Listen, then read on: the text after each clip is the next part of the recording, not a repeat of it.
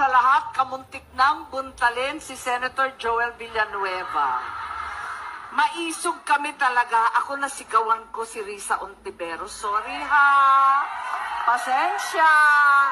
Hindi ko natiis.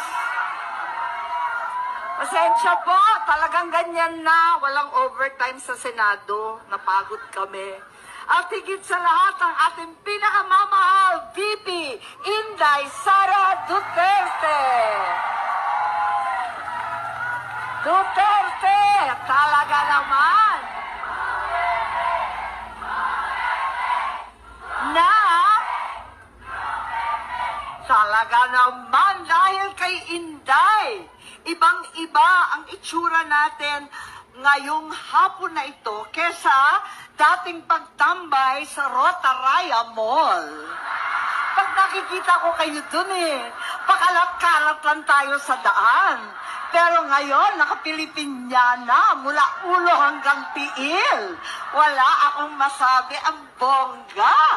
Ang gaganda natin lahat, dapat araw-araw ganyan, kahit nagkukuskus ng banyo.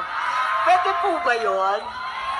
Ang mga dakilang OFW, palakpakan po natin. Bawal ang homesick, andito kaming lahat. Ayan.